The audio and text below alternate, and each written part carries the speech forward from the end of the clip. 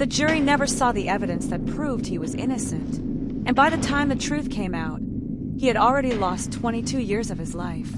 In 1998, a small-town community was desperate for answers. A violent crime had shocked everyone. There was public pressure, media pressure, and one message from law enforcement. We have our man. His name was Marcus Hill. He was arrested within 48 hours. There was no physical evidence, no DNA, no eyewitness placing him at the scene. But that didn't stop what came next. Marcus was 24 years old. He worked nights at a warehouse, picked up overtime whenever he could. Every Sunday, he ate dinner with his mother. He had no criminal record, no history of violence, no connection to the victim. But he did have one thing the system needed. He was convenient. The prosecution's case rested on one piece of evidence, a confession.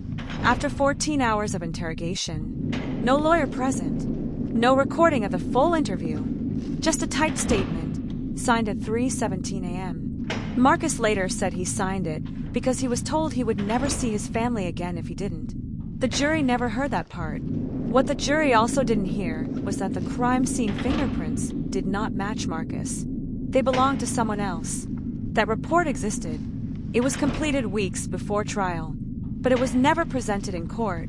The defense didn't know it existed, and the prosecution never mentioned it. Then there was the eyewitness, a neighbor who claimed to see Marcus near the scene. What the jury didn't know was that the witness had initially said they couldn't see the person's face. That statement was changed after multiple police interviews.